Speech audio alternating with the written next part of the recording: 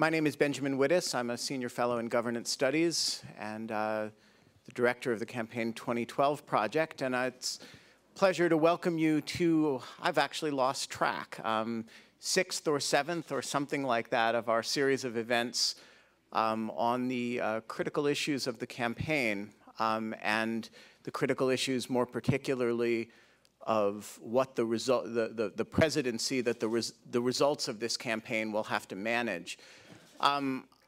For those of you who haven't been to the prior events, and for those of you who have, I apologize for this being repetitious, but for those of you who haven't been to the previous events, I wanted to describe a little bit the way this project works, which is that we have sort of divided up the world of the campaign into 12 major issues, some of them foreign, some of them domestic, some of them kind of hybrid.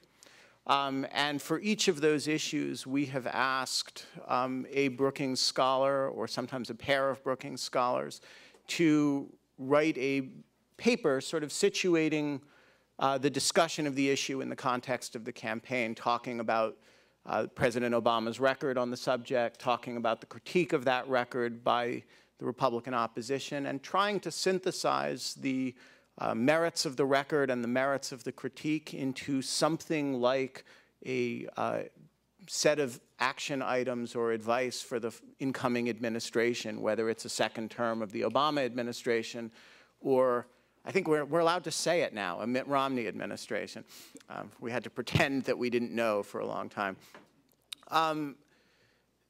The subject for today, and for each of these subjects, we then asked two or sometimes two groups of other Brookings scholars to write a response paper. Sometimes these were simply arguments, people who disagreed with the thesis of the main paper. Sometimes, more often, they were efforts to sort of add texture and richness, look at the issue from a slightly different point of view. And then for each of these groups, there are 12 groups of 3 papers. We are having an event like this at which the authors of the main paper and the author of the response paper get together with a moderator from Politico and discuss the 3. So our subject today is America's role in the world, which has been, particularly over the course of the Republican primaries, has been sort of a recurrent thematic matter of criticism of the Obama administration. It's the subject that the Obama administration has talked a lot about. It's also a subject that it's been criticized a lot about. And it's actually played I think at least surprising to me, surprisingly sort of large role, the sort of visions of American power, a sort of surprisingly large role in the campaign. Before I turn it over, introduce our panel and turn it over to them, I would like to announce that the compilation of all of these sets of 12 papers and responses is now available, and as of this week has actually shown up. It's a volume called Campaign 2012. Some of these papers we've already had the events for. Some of them we have not already had the events for, but we will be doing so over the next few remaining months of the campaign. The books are available at a table outside this hall when you guys leave, and I hope you enjoy it. So to discuss today's subject, the main paper was written by Bruce Jones, who is a senior fellow in governance studies here and at NYU as well. And our response papers were written by Homi Karas, who is a senior fellow also in foreign policy, and in global economy and development, and by Brookings President Strobe Talbott. And here to moderate is Edward Dovere from Politico, and I will, with no further, turn it over to him. Thank you. Thank you, Ben. Again, my name is Edward Isaac Dovere. I'm the Deputy White House Editor for Politico, which means that I've been paying a lot of attention to what the administration has been doing over the last couple of months and years, and as well as how it's playing out on the campaign trail so far. I think, as Ben mentioned, there's been a lot of talk about it in the primary campaign, and a lot of talk about it in sort of ways that aren't exactly the traditional ways for Democrats and Republicans to be talking about foreign policy when it comes to the general election. So I think there's a lot to discuss here. But I think to start, if we could just, Bruce, if you could sort of set the table for us and tell us where you see the main issues, the main situations on the global stage that are of concern and relevance to the United States, and how the different approaches that Mitt Romney and Barack Obama have been taking to discussing them might play out come 2013. Great, thanks. Let me start a little further back than that, and let me address that question. It seems to me that we are in a moment of some uncertainty and doubt in the American public mindset about our role in the world, about the nature of the world that we're confronting. And there's an awful lot that's changing. The U.S. economy is exposed to and integrated with the global economy now at a scale that's substantially different than was true 20 years ago, let's say. There are rising powers who have greater influence in world politics and greater influence in international security than was true even 10 years ago. The Middle East is in turmoil, and our allies and our stakes in that region are substantial. So there are a number of things that are, I think, creating uncertainty and doubt in the American public mindset. This gets injected then in, I think, a very simplistic and frankly mischaracterized debate about American decline. And we've had a lot of discussion and debate and books about American decline or not in decline, et cetera. I think it's the wrong way of understanding the problem. I think the rhetoric of decline runs far ahead of the reality of decline. The simple fact is there are new factors in the world. There are new actors. There are new economic relations. And we have to adjust our policy to deal with those. Second point I would make is that we've lived for now 65 years in an international system characterized by two fundamental realities. The international system was built by, protected by, promoted by American power. And the second reality is that our power, by our own choice, was embedded in a series of institutions, alliances, and arrangements for partnership, for cooperation, for multilateralism. I don't see anything in either campaign, anything in the policy of the president, anything that Romney said that's going to change either of those two fundamental realities. I think the kind of core tenets of the relationship between American power and international order are very likely to remain true over a long period of time. But the reality is that we confront new challenges. China's flexing its naval muscle in the South China Seas. India's asserting itself on the international stage. South Korea, Turkey, Mexico, Brazil, a whole host of countries are seeking new voice in international institutions. We're economically dependent on those countries now in a way that we weren't before. And those are realities that will confront either candidate. No matter what their policy orientation is, those are realities, and either president will have to adapt to them. The final point I'd make, just to set the stage, is we'll hear a lot of rhetoric about this. Romney will accuse Obama of apologizing for America and not believing in American exceptionalism. Obama will say that he's now tested as national security commander, et cetera. So the rhetoric will be there in the campaign, and I think each side will try to frame the other as not having a good grasp or not having the tools to manage America's role in the world. We don't know what Romney actually thinks about foreign policy. He hasn't written much about it. He's got advisors from every part of the spectrum. But when I read the couple of speeches he's actually given on foreign policy, and you strip away the rhetoric and you look at what he says he would do, I find it indistinguishable from the essential policy lines of the Obama administration. Strobe, I want to ask you to pick up what's in your paper, which is this discussion of how, excuse me, the discussion of these issues on the campaign trail actually affects a lot of the deeper things that are going on, the negotiations, the conversations with foreign nations, and how it affects those relationships. Sure. Thank you, Isaac.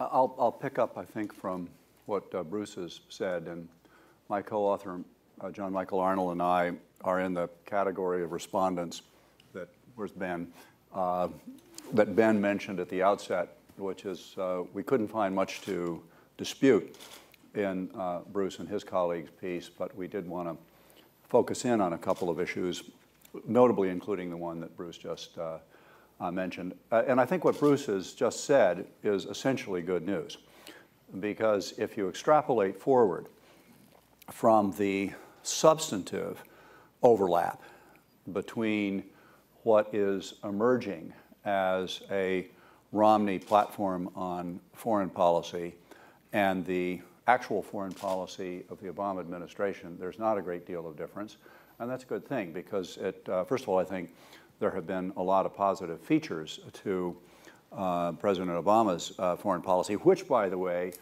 demonstrates some degree of continuity with the second term of the George W. Bush administration. For example, the reliance on the G20. The G20 was an invention, or at least a convening, of George W. Bush. So I don't think that either we, the American people, nor our friends abroad need to worry overmuch that there will be a radical breach. But to go to the not such good news, John Michael and I focus in on what we regard as a perverse and even tragic irony about American democracy. I think it's fair to say that that function of American democracy that is most important and consequential is a presidential election, which of course coincides with an election of a third of the Senate and all members of the House. That is a very big day every 4 years in our lives. And it's consequential for us and it's consequential for the world. And very often, the outcome, I'd say much more often than not, the outcome is sensible and one that we can be proud of on a all community and nonpartisan basis. But the process by which we get to that day, the nature of the national discourse or conversation is pretty dreadful. And it has been about as bad this time around as we've seen it in a long time. It tends to not, I wouldn't say degenerate, but start as much more of a shouting match, blame storming. We were already getting a sense of the charges that are going to be made in each direction. You know, that guy is a fat cat who straps his Labrador Retriever on his station wagon when he goes on vacation and isn't sensitive to the needs of the American people. That guy's middle name is Hussein. I mean, that is not the kind of conversation that we need. And that, I think, is an extension of the extraordinary polarization that afflicts our domestic politics and policy making, particularly at the federal level. And it has at least two very deleterious effects on our standing in the eyes of the world, and that's basically the topic we've been asked to address, which is American leadership. One is that it's unseemly, and that takes me back to the irony that I'm talking about, that the most consequential function of American democracy, which is to elect our national leaders, is as a process, not necessarily in the outcome, but as a process, one of the most unedifying. And here we are, the United States of America, the inventor of modern democracy. And I suspect that many of you around the room, and I know quite a few of you, travel a great deal, and you must hear the same things that the four of us do when we travel. What is going on in your country, and when are you going to get this thing over with and get back to leading the world? The second consequence is that it has an extremely negative effect on the ability of the United States government and the president himself to actually conduct foreign policy. Because a lot of foreign policy requires, of course, the cooperation of the legislative branch. It is not just difficult, it's impossible to imagine getting any major treaty through. I mean, maybe there is some chance of the law of the sea treaty getting through. Bruce would have a better sense of that than I. I know there's some optimistic signs. But if you look at what this means for the two most important threats facing the planet today, which is our nuclear proliferation and climate change, we're dead in the water. And we're dead in the water largely because of the paralysis of the system in this town, which is greatly exacerbated by the campaign. One of all of our favorite characters from American literature, Pogo, is often quoted. these days. We have met the enemy, or we have met the problem, and it's us. And I think that is a sad but central theme in what we're talking about. Homi, I want to take it to you in your paper, which takes some issue with the ideas that have been put forward and lays out the idea that basically there are huge disagreements and different pathways in front of us given the choices between Barack Obama and Mitt Romney. So if you could talk a little bit about that and where specifically you see that reverberating, in which situations around the world. Sure. So, you know, I think if things were going reasonably well in the world, it wouldn't make that much difference, because in some sense the focus of the elections is going to be on domestic issues. That's probably right. But things aren't going that well in the world, and in particular, things aren't going that well in the global economy. So I am not sure that I would ascribe to Bruce's view that, well, the fundamental institutions that take care of the world economy are still doing their job, and, you know, regardless of who comes in, they will still be able to do their job. I just am not sure that that is still the case. The reform of the international financial institutions has been going very slowly. One of the big destabilizing factors in the global economy has been the mammoth accumulation of foreign exchange reserves by countries in Asia, for example. And why? Well, what some people would say is they're doing that because they have very little confidence that the International Monetary Fund would come to their support in a way that they would find either useful or reliable. And a lot of that comes from the lessons that at least some economies have drawn from the intervention by the fund at the time of the 1997-1998 financial crisis in East Asia.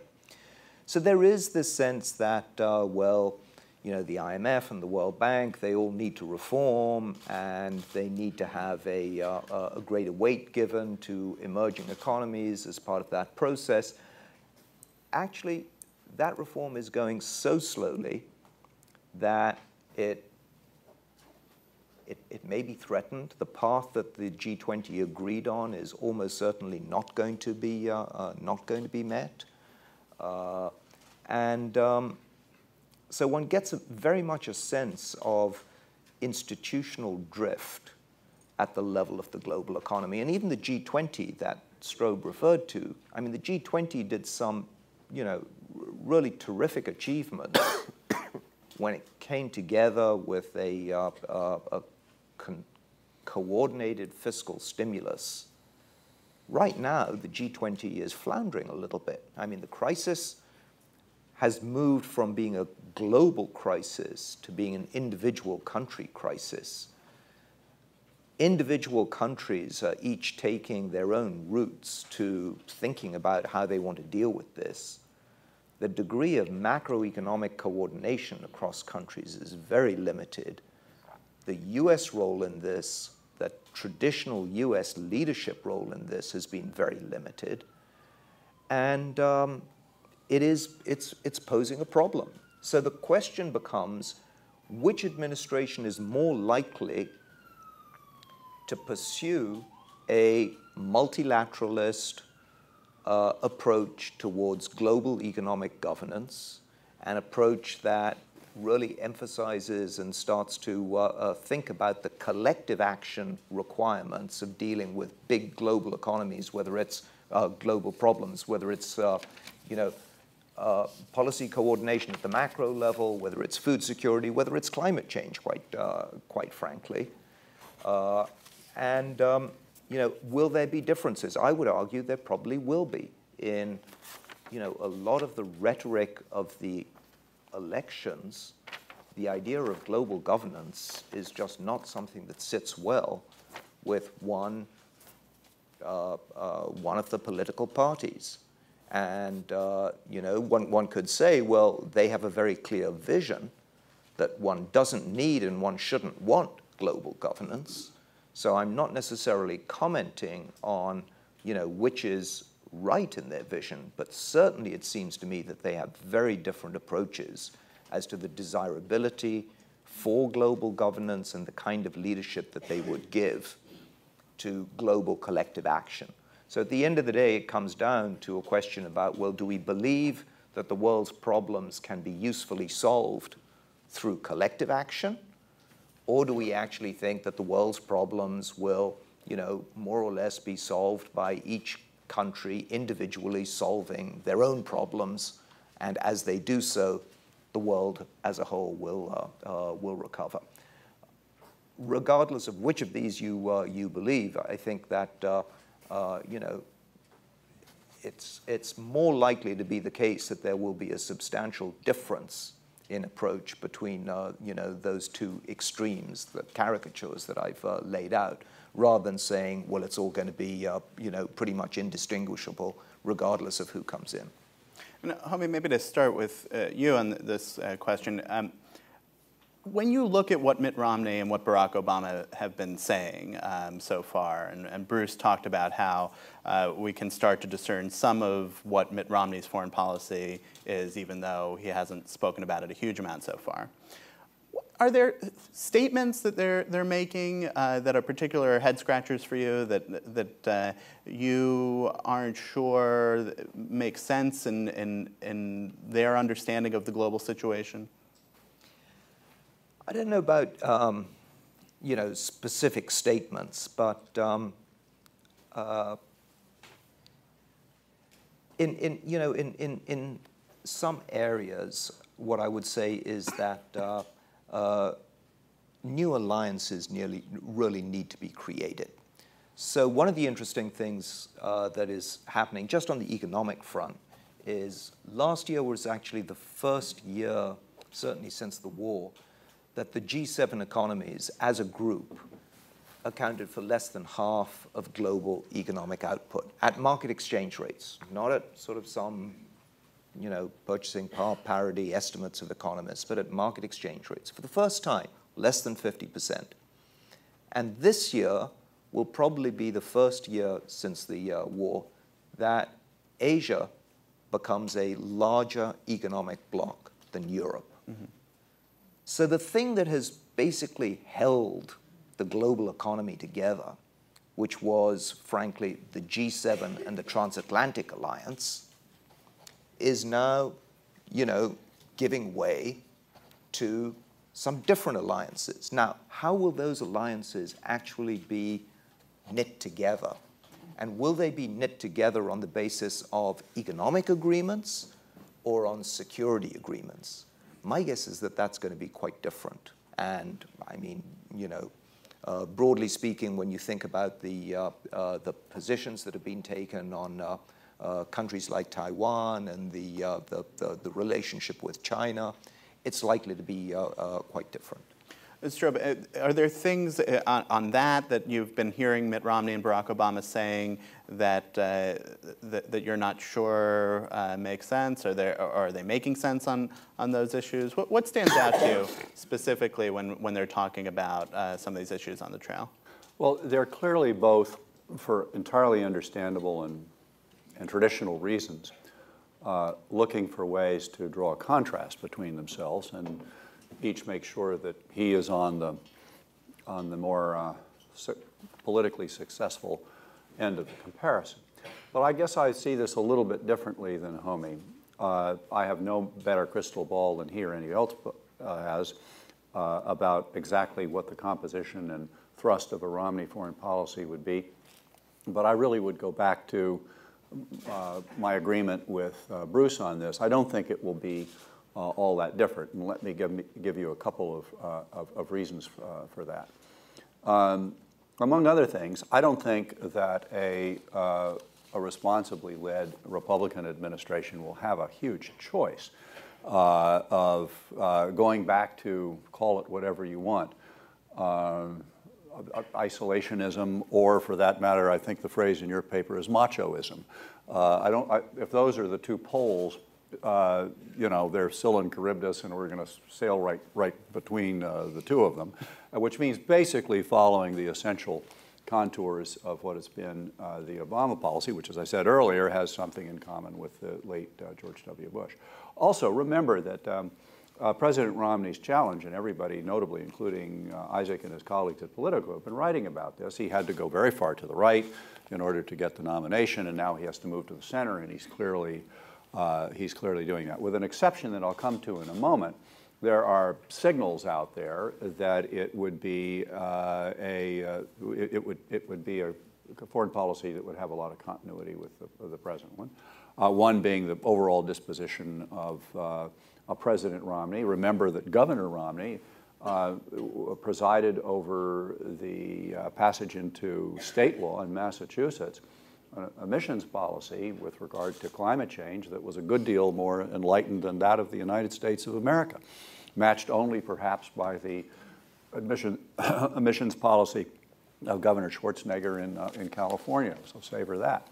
Who knows who his Secretary of State might be, but there are a lot of names floating out there. Bob Zoellick, until recently the president of the World Bank, was one, and he believes that in dealing with China and other countries, that what we should ask of countries is to be responsible stakeholders in a rule-based international economy. I mean, that's pretty close to the theme of Bruce's paper. Here's the one exception, which I think is both curious in terms of its motivation and effect, and will probably fade. And that is a lot of sort of cheap bashing of other countries. John Michael and I make the point in our paper that every country on the planet, with two exceptions, has to hope and pray it's never mentioned during American presidential campaign. Because if it's mentioned, it's going to be bad. The two exceptions are Israel and Great Britain. Of course, China has come up a lot. Russia has come up a lot. Governor Romney has, for some reason, decided to declare that Russia, I think, is the #1 strategic threat to the United States. That sounds very yesteryear, I must say. We can, you know, we'll have other panels in this room about Russia, but I don't think anybody is going to buy onto that proposition. And as for China, we all know that China is an easy target in some ways, but we've already mentioned the people who are, you know, the wise heads of the Republican Party, and I can assure you, all you have to do is read Henry Kissinger's latest book on China, and candidate Romney is going to get a lot of advice between now when he gets anywhere near the convention, not to mention the White House, to go easy on China bashing. And the one reason I'm puzzled by it is that's not what's going to win an election. It's the economy. Bruce, did you want to pick up on this? Well, I think there are a lot of things that Homie said that I agree with about the nature of the challenge that we face, right? And I started off at the point that our economy is much more dependent on the global economy than has been true in the past, and the kind of collective action challenge that Homie talked about is real.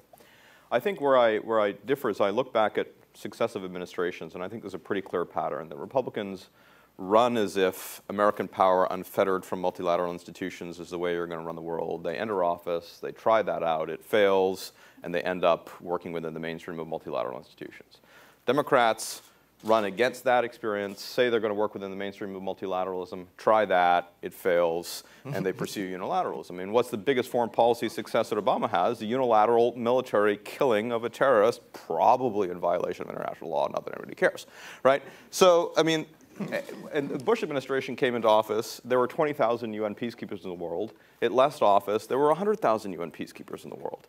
The Security Council's remit on proliferation and all sorts of things had hugely expanded under the Bush administration. So I just think this issue of the tension between the unilateral use of power on the one hand and the multilateral engagement is a constant in American foreign policy and shifts within administrations as it did within this. The second point that I think is worth picking up, though, is Homie used a very good phrase, which is knit together new alliances.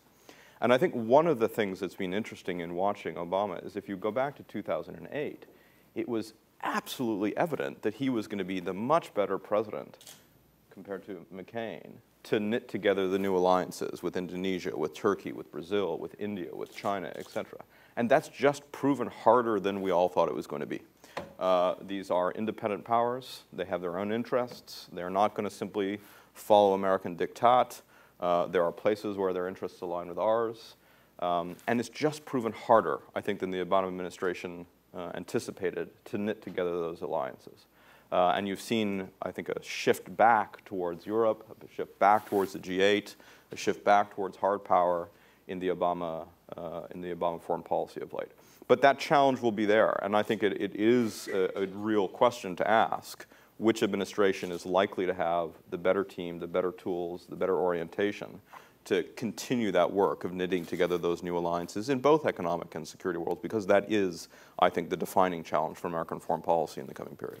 I think you bring up a point that is one of the frustrating things, perhaps, of covering politics is that often what people say on the campaign trail is not what happens and what they do when they get into office. So I'm wondering, do you think, and whoever wants to jump in on this, what can we say for sure that President Romney would do, or second-term President Obama would do in the 4 years starting on January 20th, 2013, when it comes to foreign policy, based on what they've said? Or are there other tea leaves that we should be reading and essentially ignoring a lot of the rhetoric that they're using out on the trail?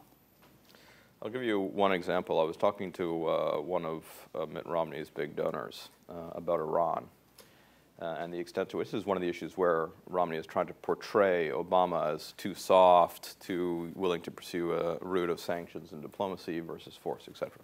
And I asked this chap, I won't name him, what would be Romney's first step on Iran if he was elected. He said, well, he'll go to Israel and he'll say, that guy was your worst enemy, I'm your best friend, and as your best friend, I'm going to ask you for a couple more years for the diplomatic and the sanctions track before we look at the military option. So I think that, I do think there's going to be a lot more continuity on some of those things than the rhetoric of the campaign suggests. One difference, I think, for sure, would be the Comprehensive Test Ban Treaty. My guess, which is probably influenced by wishful thinking, is that a second term Obama would go hell-bent for leather to get the ratification of the Comprehensive Test Ban Treaty. The refusal of the Senate to ratify it in 1999 was a very dark day for the Senate, the country, the world, and the global nonproliferation regime. I think that's much less likely in a Romney administration. Climate, I don't know. For the reasons that I indicated earlier, I think Governor Romney will need to revert to his pre-campaign mode in both his attitudes and what he's willing to do. But the arguments in favor of him picking up on the climate issue are pretty strong. I'm just wondering, do you think that there is a difference of opinion that will matter when it comes to that issue? Because your paper lays out that there's not really a lot of these substantive differences. Yeah, it's interesting. I think it's possible, it's by no means certain, it's possible that a Romney presidency would treat international institutions and alliances a little bit like the Bush administration did in the first phase, in its first term, as sort of red meat to throw to the right wing of the party, right? And vis-a-vis the UN, et cetera. It's not what Romney says. If you read his speeches, if you read his talks, it's not what he says. He says, we'll work within multilateral institutions, we'll exercise leadership within them, and we'll try to orient them towards promotion of liberty, democracy, and human rights, which is exactly what Obama says. But it is possible that depending on the contours, I mean, Strobe made the point that he'll have to kind of pivot to the middle now for the campaign, but he's also got to protect his flank, and he's got to protect his base. And there are times when Republicans sort of throw the UN to the flank as kind of red meat. So that is a possibility. And George Bush Jr. did that in the first term, though, as I tried to illustrate, quickly discovered that it doesn't work and moved back towards becoming actually one of the more multilateralist presidents in contemporary history. So I do think there are things like that where it could be the kind of, for political reasons, Romney doesn't pursue a multilateralist agenda in the first instance. On the economic issues, I'm kind of closer to Strobe's position, though. I just don't think you have any choice.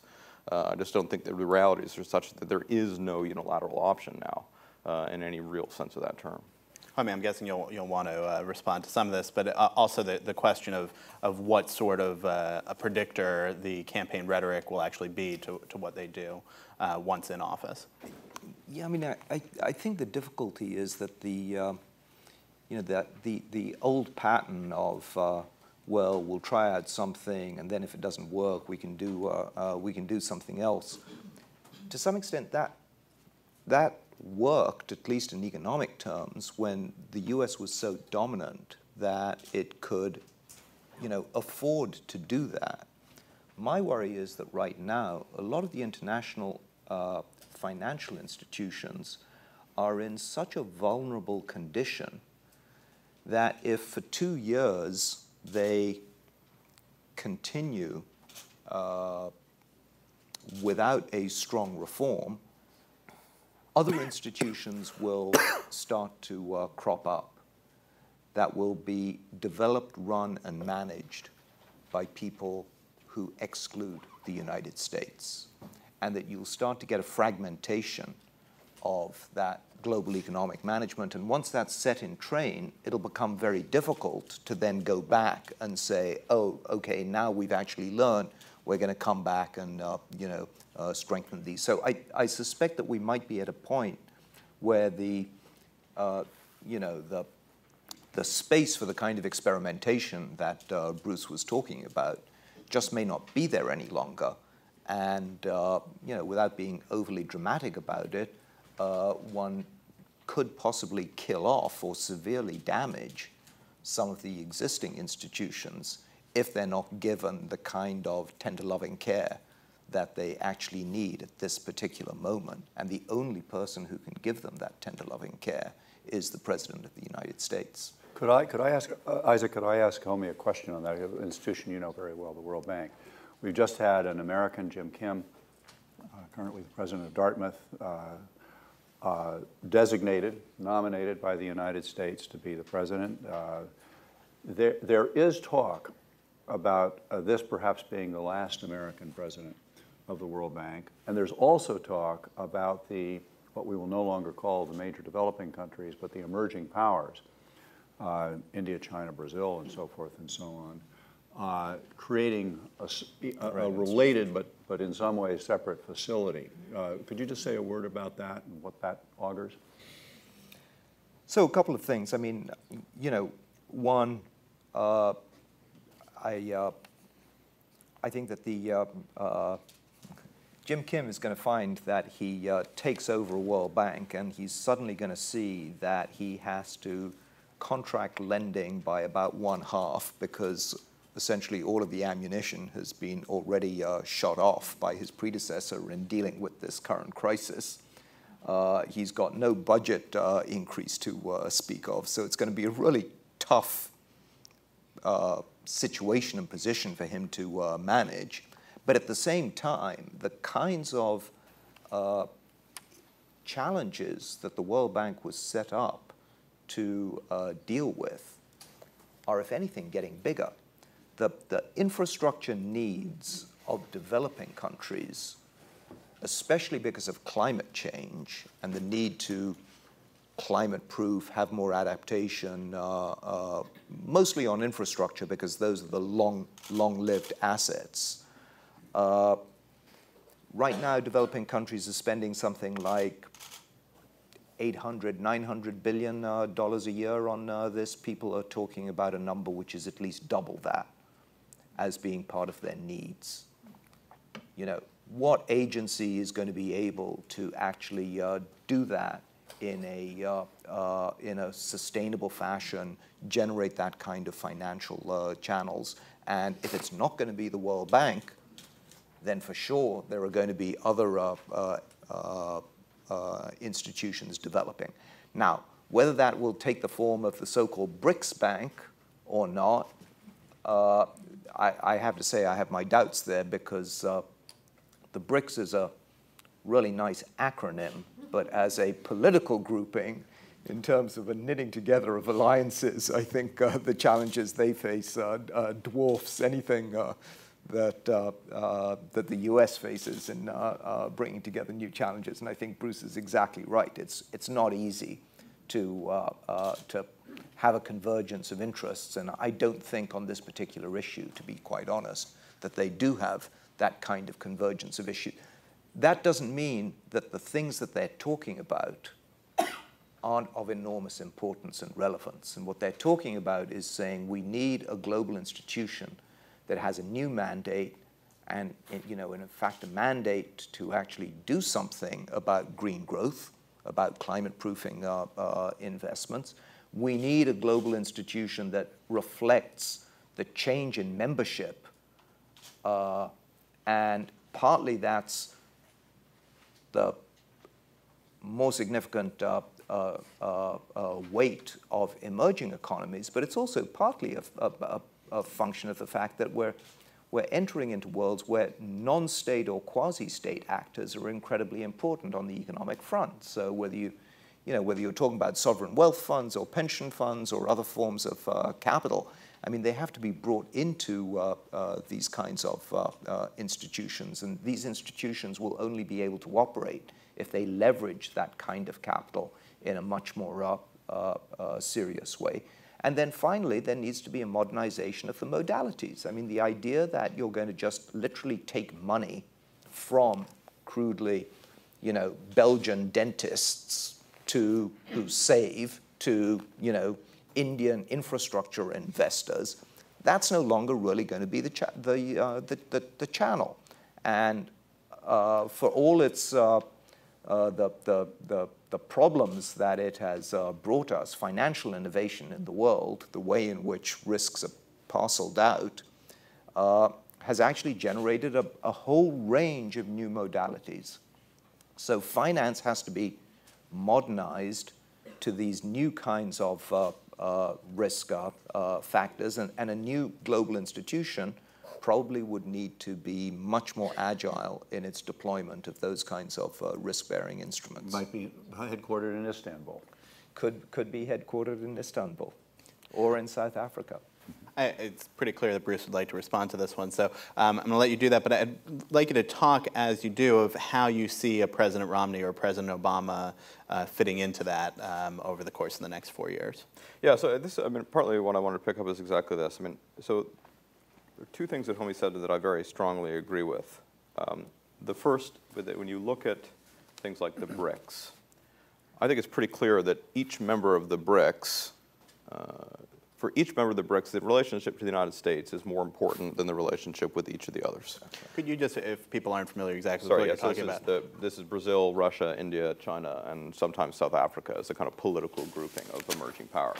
It's a very odd grouping because it doesn't include Turkey, South Korea, lots of other emerging powers. It's an odd grouping because it includes Russia. And they all disagree with each other on virtually every issue. So it's an odd grouping for those reasons too. But the point is, the new actors on the international stage, they basically only agree on one issue, which is that they would like more power on international systems. They don't agree on any other issue, strategically or substantively. They can agree to kind of poke at us if we don't give them more power, but that's about all they can agree to. But it does mean there is a huge opportunity for the United States in exactly the terms that Homie portrayed, of sort of knitting together new alliances and recasting the kind of core institutions that manage the global systems that we rely on which we still exercise enormous power, but in which these actors will demand and probably deserve, in some senses, more voice. But I have to say that it seems to me that Obama, as an administration, has done less on this than I would have anticipated in 2008. And so again, I point to the difficulties here. And it's not because they didn't enter office thinking it was important. It's because it's bloody hard. Because the collective action challenges are real. These states are all playing chicken in the sense that they know they have to participate in these global systems and give up something to do it, but they want to wait to see what terms they get it, and everybody's in a game of chicken here. And that's very risky. And so the second point of Homie's that I very much agree with is the 2-year point up front, that if we can't wait, we shouldn't be waiting now, and we don't have 2 years to play with in terms of, do we take an approach of trying to tighten up these alliances, trying to tighten up these institutions. I would actually put a little less weight on the formal institutions and more on the alliances with these new actors. But even there, I think the Obama administration has sort of vacillated between, yeah, we're really going to kind of go all in on the G20. Now we still like the G8. Neither of those bodies are really particularly well crafted right now. So there's still quite a lot of work to be done in forging the architecture of the kind of international arrangements and institutions and alliances that can manage the global moment that we find ourselves in. Do you see a difference in what Mitt Romney would do on those issues? Well, I do worry that when he, so I've emphasized the point that you can't judge entirely from campaign rhetoric. But it does worry me that the phrase Asia doesn't really seem to come up in his vocabulary, except for when he's bashing China. He'll talk about American allies. He appears not to notice that neither Japan or South Korea are also American allies, or Australia. So there is a kind of cast back to a kind of transatlantic, U.S. and Europe sort of picture of the world that is, I think, just outdated. And it's clearly the case that Obama's life story and picture of the world is much better suited to a kind of century in which, or a period in which Asia is very important and the kind of cast of characters is changing. But as I said, Obama himself has found it very hard to navigate that space. So it's not as if it's an easy issue. I have a few more questions, but I want to open it up to the audience. What's going to happen is there's a microphone somewhere. There it is in the back. So if you could identify yourself and speak clearly into the microphone. We've got lots of recording going on, so just please be aware of that. But I think we've got a question up here in the front. And the one thing that I'd ask of all the questions is we want to keep this focused on the presidential election. So though these three gentlemen can obviously talk about many, many things when it comes to the foreign stage, let's keep them focused on Mitt Romney and Barack Obama. Thanks very much. I'm Garrett Mitchell, and I write the Mitchell Report. And I want to pose the question in the form of a hypothesis. So it has a question mark at the end. But it seems to me directly from right down the line, if you think about Bruce's excellent paper some time ago about the U.S. as the majority shareholder in a liberal democratic order. Strobe's, I think, highly important point about the extent to which the electoral process itself, getting us to the first Tuesday, is not only unseemly, but makes governing more difficult than ever. And to Romney's point about the need to form new alliances. And then you jump to the question of, well, given all of that, which president, a Romney or an Obama, A, can we predict what they would do, and B, which one would have the greatest likelihood of doing the things that need to be done? The hypothesis that I want to offer is this. Very little difference. Very little difference because presidents have far less room to maneuver. Where the difference will be made is in the congressional elections, and particularly in the Senate. And particularly given the effect of Rule 22 in the Senate and the unfortunate growing role of minority interference in the governing process, which depending upon how it comes out on the first Tuesday, will make it as difficult for a President Romney as it would for a President Obama, given the cast of character that seems to be taking the place, and the most recent example of Dick Lugar being replaced by somebody who has a different definition of how to work. So that's the hypothesis, which I think comes to the question that's central to this panel, so I'll leave it at that. Who'd like to go first on the hypothesis? I'm not sure I buy it, Gary. I mean, but I also am absolutely sure that I'm not going to say which of the two. Which I don't. I think it really matters who the President of the United States is, and it will matter in January of next year who the President of the United States is. Of course, the composition of the Congress will be immensely important. The big question mark about Barack Obama is, will he, in his second term, be able to succeed to a degree that he has not been able to succeed in his first term, to do a lot of things that he wanted to do in his first term? And if you go back to his speeches on the campaign trail in 2008, Grant Park, in his inauguration, he kept talking about a planet in peril and how that had to be a priority. it was not a priority at the beginning of his administration. Healthcare was a priority at the beginning of his administration. The climate issue faded and ultimately failed to get anywhere. Now, obviously, that was a joint mistake on the part of the handling, both of the executive branch and the legislative branch. So the big question about him on that issue, and on, he had some success on reducing the nuclear peril, particularly with the New START treaty with the Russians, but no such success, of course, on the test ban. So the big question will not be what his intentions are, but his ability to deliver on those intentions. With regard to Governor Romney, we have to see what his priorities are and hear how he lays them out, and then take him seriously in either case. If he lays out priorities that align with those of us as individual citizens, then he will be a very strong candidate for the presidency. But there's one other point, and it goes back to the economy, and it goes back to the pogo factor. What is extremely important for our ability to lead in the world, both by example and also by having the resources necessary to back up our soft power with hard power, and of course leadership of international institutions, of whether we get our own economy back in shape. And that means addressing, restoring fiscal sanity to our national household and to doing something about the deficit. So a big question about each of these candidates as they go into the home stretch is going to be, which one of you has a credible plan to do that?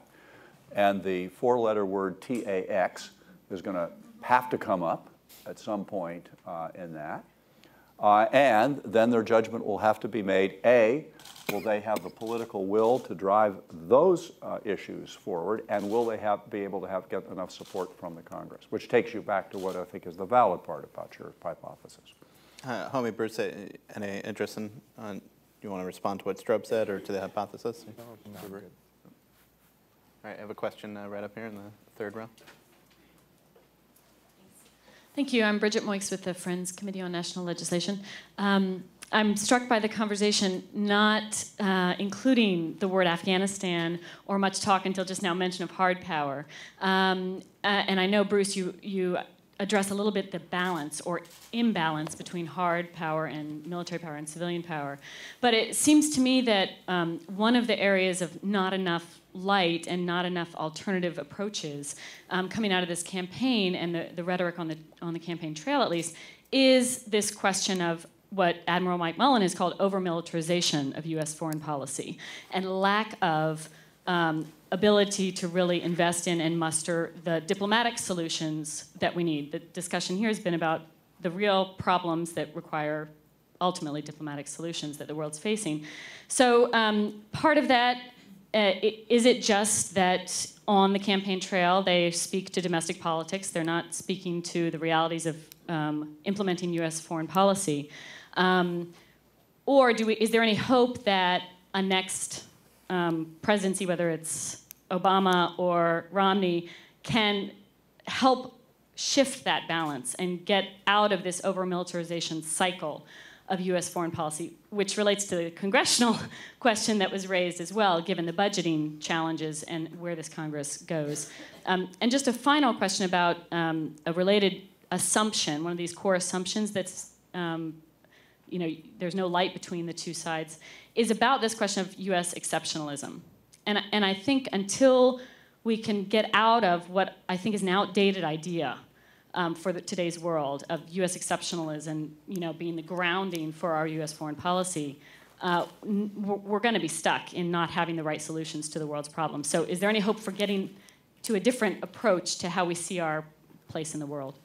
Let's take the question about the militarization in foreign policy first. So Bruce, do you want to? Yeah, so this was actually one of the central arguments in my paper, is that either president has to invest more in the diplomatic tool. That doesn't necessarily translate directly into increasing funding for State Department, right?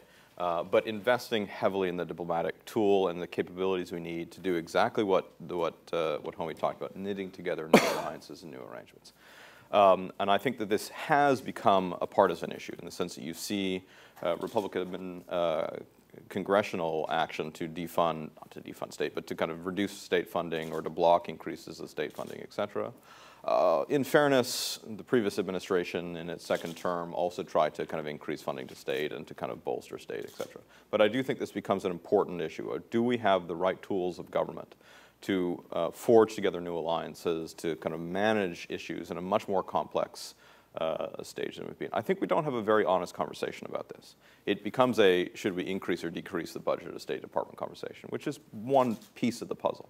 I don't think state as currently composed, as currently staffed, as currently trained, is the right tool for managing the world. We need serious reform of the State Department in terms of who we have there, what backgrounds they come from, what languages they speak, what training they get.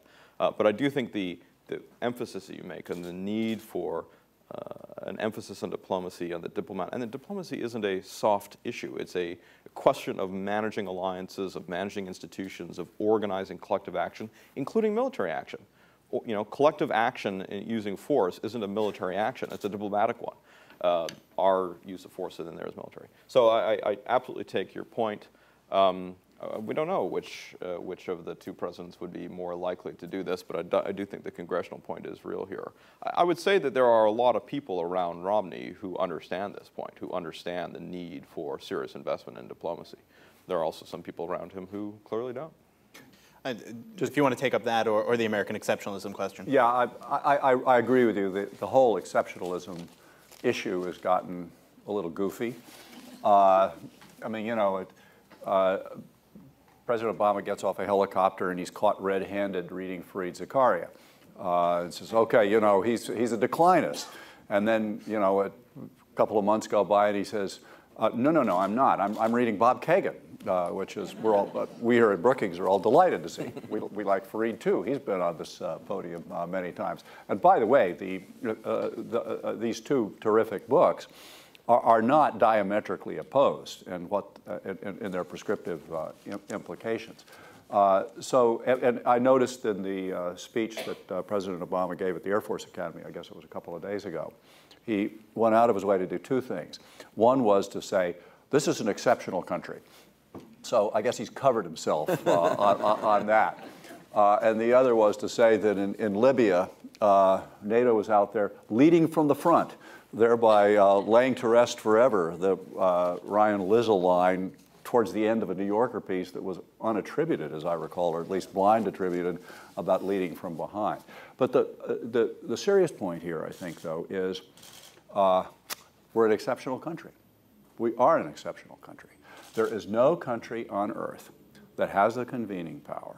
There is no country on earth that has the global military reach or the diplomatic capacity, again, on a global basis that we have. And with that comes responsibility, obligation, and lots of opportunity. We're stuck with it. You want to jump in? Yeah, the one thing I want to add, it was interesting to me that you talked about investing in diplomacy. I would argue for investing in development as well. And there I think that there's actually much less difference. I mean, one of the great legacies of former President Bush was, in fact, his prioritization and focus on development, and he did quite a lot to raise the amounts of resources going into U.S. development assistance, something that President Obama has also tried to do. And Secretary Clinton, big time. And Secretary Clinton enormously. So I think in terms of the resources and the ability to commit in countries like Afghanistan to a long-term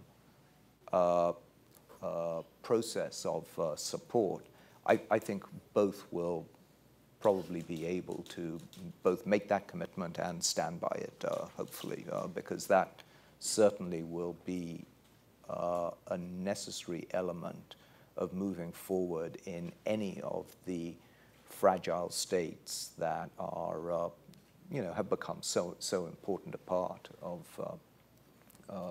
U.S. diplomacy.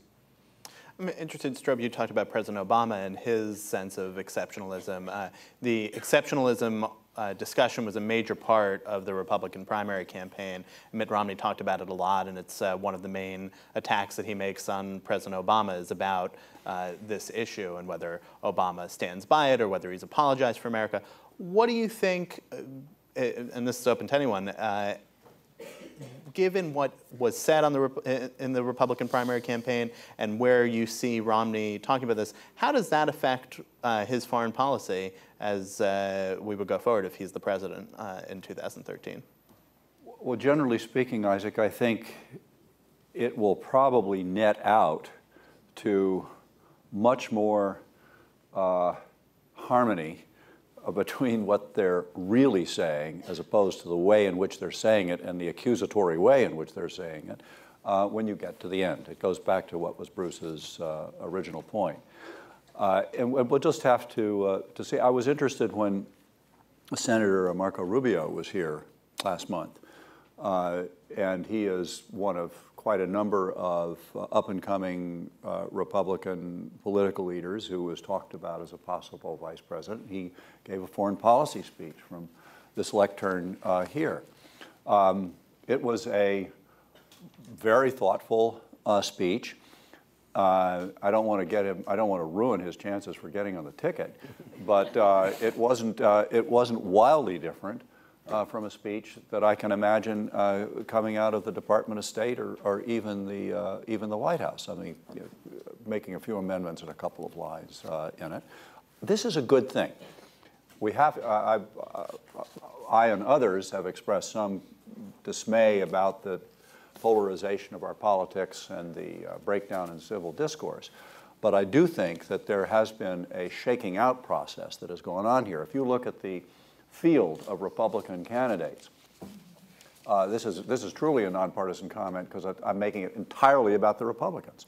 There were really two of those candidates who I think many Americans, including independents and probably some Democrats who were disappointed or disillusioned in their party this year could, depending on I'm referring here to Ambassador/Governor Huntsman and to Romney, that those two were by far the most centrist. And that's what the process delivered, which is a good thing. And now let's see if the process can continue this business of reconciliation on the foreign policy issues, because the really tough issues facing the next president are going to be domestic and economic. Bruce, you want to say anything on this? Or? No, I think that's well said. All right. So a question towards the back on the aisle here. Oh, microphone coming from the back. Here you go. Thank you. Given the fact that... I'm sorry, could you just identify yourself? Yes, Robert Werner, the consulting firm of Managing Uncertainty. Given the fact that Europe is undergoing 3 simultaneous crises, political crisis, an economic crisis, financial crisis, and that China could be not going into a meltdown, but into a very substantial slowdown, what do you think the responses might be and the differences might be between Obama in the second term and Romney with respect to this very deteriorating economic and financial situation? Well, you want to start? I mean, I think that there's a very serious debate that's now going on about the best route out of the current crisis. And that debate is essentially on getting the balance right between fiscal consolidation and what's called austerity versus new growth programs. And I think that debate has been joined in Europe. Europe is not unified by any manner of means in terms of how it is going to, where it's going to come out on that balance. And I think in this country as well, the two parties are quite different in their positioning on this. China, I think, is rather different. China is indeed slowing down, but China will almost certainly start to implement stimulus measures, both monetary and fiscal, to try to take care of it. And at the end of the day, you know, Chinese growth probably will slow down, but the probability of a very hard landing in China, or of their growth rate starting to approximate the 0 growth or the 2% growth in the advanced countries, still seems to be low. But certainly between the United States and Europe, I think that this is a very active debate, and based on different philosophies about what generates growth in the short run. I want to take the question and use it to make a slightly different point about this, which is that one of the things we're not talking about here yet is which president would do a better job at educating the American public about the change in the world that we live in. And the point from your question is this. I mean, I think we begin to understand that our economy at this stage in history rises or falls with the global economy. The days in which our own production and our own consumption was sort of isolated us to some extent from the patterns in the global economy are long gone. China slows down, Europe slows down, we slow down. Period, end of story, right? China grows, Europe grows, we grow. As simple as that. But I don't think that that is deeply understood in the American public. And so the question then becomes, which president can do a better job at explaining to the American public and communicating to the American public about the fact that we live in a changed world and what that means for us and what it means for the way we orient ourselves. And here I think, you know, it's a tough call, because certainly I would say so far, Obama, who clearly understands this reality, has not done that good a job at explaining this to the American public. It's a hard thing to explain, and it's a hard argument to make, and it's especially hard to make it during tough times. Easier to make it during growth periods. With Romney, we don't know. We don't know whether Romney will end up coming across. I mean, there could be a kind of Nixon to China element to Romney here. But there could also be a kind of, well, you're just one of these Bain capitalists who profit from this while we lose jobs in Michigan or whatever. And we don't know. We don't know what Romney will be like in terms of communicating to the American public on these issues. Certainly, there's nothing in his campaign rhetoric that would suggest that he's good at it. But, you know, presidents and campaigners are different. Strobe, what's your answer to the question? Well, it's just a thought that occurred to me in listening to Bruce's very good answer. The one-word summary, I think, of what a lot of us are saying, and it's built into your question, is interdependence. And by the way, the fate of China's great experiment is completely dependent on the health of the global economy. And going to Bruce's point, I think one reason that President Obama, who really gets it on interdependence, is not out there making this case is because in tough and economic times, talking about interdependence makes you sound soft. Mm-hmm. And this is the perennial Achilles heel politically of Democrats and Democratic candidates for president, including incumbent presidents who are seeking re-election. They don't want to look soft. And with us feeling that, you know, the Europeans are about to screw everything up, and the Indians are taking our jobs, and the Chinese are eating our lunch, and so forth and so on, to say it's an interdependent world says, oh boy, you know, you're not protecting us. So that is a fundamental difference, a fundamental factor, and I think the president, he's got no way around that. Between now and the election. He's got to find ways to talk about it that, if they don't sound robust, at least sound very, very optimistic. And that's why I'd recommend to all of you, just read the text of the Air Force Academy speech. It was Reagan, Morning in America. The sun is shining. We're going to be fine. But I don't think the word exceptional appears in there, but not interdependent. Homie, I'm curious, given how much of the economic situation and the global economic situation is part of your paper and your thinking on this, the question that Bruce has posed here of which one of these candidates would be better able to explain to the American public the situation that we're facing. What's your answer to that? I mean, I have found it interesting that on things like gas prices, which is a clear example of the interdependence, there's been this suggestion that it actually really does depend on the president. And there were some fascinating polls showing the way in which these views about the president's ability to control gas prices flip over time, depending on who's in power. So it's not actually a matter of deeply held beliefs. It's really a matter about communication to the American public. It does seem to me that that is enormously important. I mean, the fact of the matter is, not just in the United States, but in Europe, the honesty of the conversations around economic problems is disappearing. And that's, you know, it's part of the reason why the Europeans haven't been able to solve their problem is because, you know, in Germany, they still have this view that all the Greeks are lazy. Well, Greeks actually work probably about 25% longer hours than Germans. So, you know, these perceptions become very important in terms of the way in which economic policy ends up being formed. And at the moment, I think there's a real problem with the honesty with which that communication is happening. Another question over here on this side.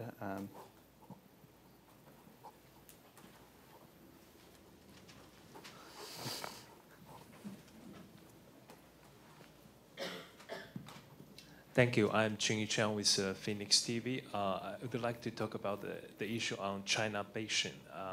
Actually, yesterday, Romney just released an ad on China, and the White House responded quickly that, hey, we are tougher against China. So I'm just curious whether China-Beijing issue will intensify throughout the campaign, and whether either one elected, will they fulfill their promises? And also, today, Treasury just released exchange rate report, and it claims that China's currency is still significantly undervalued. And although Secretary Geithner admit that Chinese currency has actually appreciated 40% within 5 years, so why the exchange rate still the issue during the campaign? Thank you. But before the first person jumps in, we're running a little bit short on time, so if we could keep these answers short and get to 1 or 2 more questions. But I'd say yes, the China bashing will intensify, and let's count on Chinese patience. And we get to January, we'll be back to something like normal, and I'll let Homie handle the currency exchange rate. You know, I think that this goes to some extent about this, the point I was trying to make about the facts of what's happening on the, in terms of economics and the perceptions. U.S. exports to China have increased by about 50% cumulatively since 2008. Chinese exports to the United States, U.S. imports from China in that same period, have increased by about 20%. So for actually, you know, and this is a trend that's been there since about 2004 or so. When you look at this in terms of growth rates, the U.S. is actually doing really well. And last year, U.S. exports to China surpassed $100 billion. So the size of the bilateral deficit is still quite substantial. But what's actually happening is that trade on both sides is just going up. And that's probably been very beneficial for both countries. The only thing I would add is that, you know, you win elections in swing states, and there's an unfortunate coincidence between where the swing states are and where manufacturing has been decimated, who loses from a globally integrated economy, et cetera. If you're in LA, New York, Miami, et cetera, globalization, integration, China, this stuff is okay. Not so much in Western Pennsylvania, right? And so I do think the nature of the election campaign forces a focus on the downsides of global integration, whereas there's quite a lot going on that drives the good sides of investment and shared growth. There's a question in the middle on that side. Yep. Thank you. Thomas Gorgisian, Tahrir, Egyptian Daily. My question is about the climate change, I mean the Arab Spring. What do you expect from Barack Obama or Mitt Romney to do or in handling the changes, ongoing changes in Egypt and Middle East in particular, and whether it's going to be just relying on security alliances or deeper or useful partnerships? Thank you. Well, one thing I think will come up quickly, I mean, it may come up before the election, is whether there are differences between the candidates on issues like Syria. So far, what you've seen in Syria is the Obama administration very careful about talking about the potential for American military engagement, for example, and he's been criticized for that by some parts of the Republican Party, as well as some parts of the Democratic Party. And I think this is one of the interesting issues, is there is a kind of hawkish alliance, a kind of human rights hawkish alliance that straddles the two parties. I don't know whether Romney would behave differently in Syria than Obama has so far. I actually doubt it. I think that the idea that we would sort of rush to military intervention in Syria under Romney is probably overplayed. More broadly, I mean, your question was broader than that. I think there are sort of fundamental tensions here in the Arab Spring for the United States and fundamental stakes. And the ability to navigate what's coming is going to be a critical test of either president. I don't have a crystal ball here. I don't know if Strobe has more insight. It's very hard to have a sense of this. One of the things we haven't talked about is it will matter a lot who it is that Romney or Obama pick to be their national security advisors and secretaries of state in a second term or in a Romney first term. And there's a pretty wide cast of characters who are on the potential list for Romney, and that will shape things quite a lot. Whatever it is, I think these two challenges we've been talking about, so kind of economic rise of Asia, military rise of China, but then the turbulence in the Arab Spring will be defining features of American foreign policy in the next, certainly through the next presidency. And you might put Iran on the list, too. And I would put Iran on the list, yeah. Anything?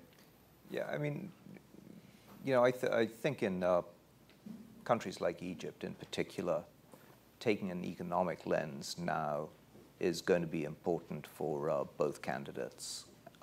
And the big challenge that will need to be addressed is that the real money and resources for helping countries in the Arab world is likely to come from the Gulf. And the questions are going to be to what extent can those be merged with the support that can come in a variety of non-grant form, but trade alliances, investment alliances, etc., and from the multilateral institutions.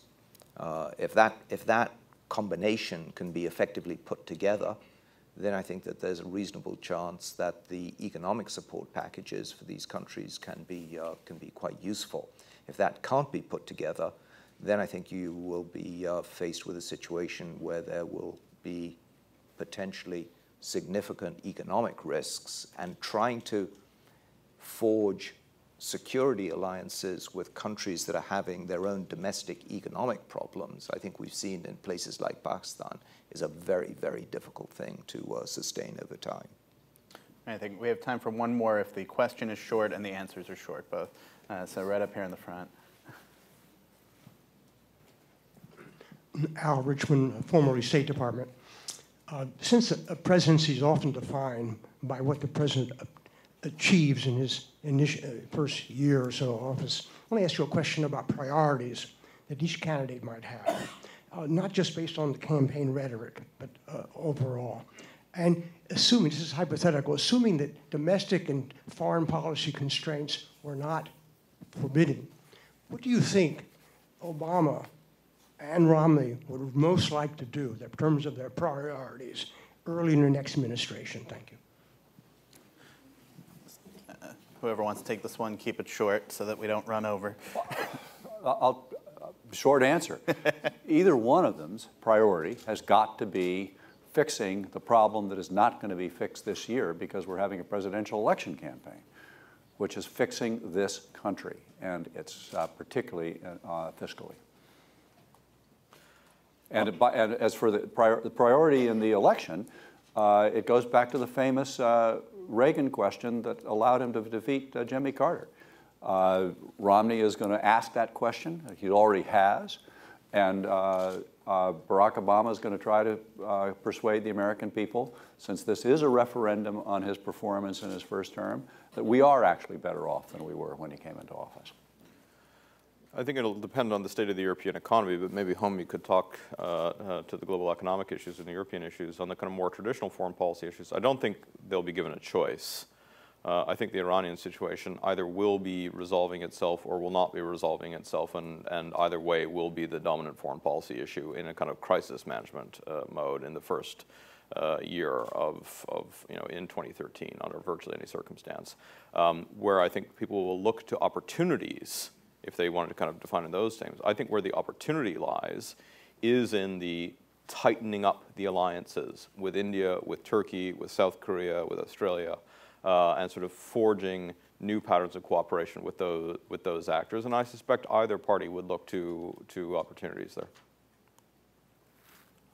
No, I'm with Strobe on this. I mean, I think that before looking abroad and really being effective abroad, fixing the fiscal and fixing growth is essential, and both will have to think hard about how to do that. Okay, well, so what our program actually calls for at the moment is for a closing thought from each of these gentlemen to try to sum up all of the things that we've talked about, perhaps, or set us to the one thing that we didn't, or the 10 things that we didn't. So maybe we'll just move down the line in whichever way, or whoever wants to go first. Homa, do you want to start us out? Strobe? I think it's appropriate that Iran came up towards the end. I would just make one observation yet again about the irony and perversity of the effect of election years on our foreign policy. As you all have been following the newspapers, there has clearly been more progress than the pessimists had expected, not as much as the optimists may have hoped for on Iran. One of the constraints on President Obama, though, as he figures out how to get to his end game over the next couple of months on Iran, is dictated by the election. That is, in order to get a big deal with Iran, he would have to give away enough so that he would be vulnerable to the charge that he gave away too much. So the dynamics of our election process is going to drive him towards a modest or even minimalist agreement, which is a lot better than none, by the way, but makes it necessary to wait until the next administration for a big deal, if there is one to be got with Iran. So, my sense on the is that whoever wins the election will have to quickly come to grips with how aggressively do they want to address the issues of global governance and what to do about international institutions and about forming new alliances, and whether it requires or not a major overhaul or a muddling through kind of process. I think that there'll be a big question about whether the so-called tilt to Asia can actually be implemented, or whether it's Iran or Syria or Europe, something will keep dragging the president's attentions and priorities away from the large, dynamic, emerging economies in Asia. And then finally, about whether the foreign policy of the United States will continue to be, broadly speaking, dominated by security concerns and military interventions, or whether it will become more driven by economics, by development, by global growth. Bruce, you started us off, so finish it out. Let me make 2 points. One, what's the test? I think if you look back in 2015 or early 2016 and you're trying to judge, did we do well, did we not in foreign policy terms? The question I would most want to focus on is, are we in a tighter alliance and a productive alliance with India, with Brazil, with Turkey? Critical emerging powers whose whose participation in global structures, whose participation in global economics is going to matter a great deal. China is going to be a different category, and we'll have to handle it differently, and we'll have to manage it in a complex sense. But below China, these other actors who are kind of the new swing states who can kind of tilt us in a positive direction or keep us in a very complex space. Are we in better shape in terms of our relations and our structures for cooperation with those actors? That's the test as we look back. The second issue that I think we have to talk about is we've got a pattern of global economic investment into this country and trade relations, et cetera, centered in major metropolitan cities. I heard John Warner in the room next door talk about the thing that he thinks has to happen most, which is to start driving foreign direct investment and global economic investment to rural communities and to communities outside of major urban centers for two reasons. One, in terms of what we're going to do to kind of kickstart growth, and second, and more importantly, to start educating those parts of the American public that have so far not seen a profit from globalization, to start showing a profit from globalization and educating about the nature of global economic integration. In other words, educating the American public about the world we're in can't be an abstract discussion about BRICS or who's up or who's down or these kinds of things. It has to be a genuine felt economic reality that integration is a positive thing in terms of generating jobs. And so maybe that's a 2016 comment more than a 2012 comment. But I think those two features, can we change the patterns of where it is that globalization is generating profit and jobs in this country, and are we going to be in better shape in terms of the alliances with these new players on the international stage? All right, well, a lot to think about. Thank you to Homie and to Strobe and to Bruce for joining us, and to all of you for being here. And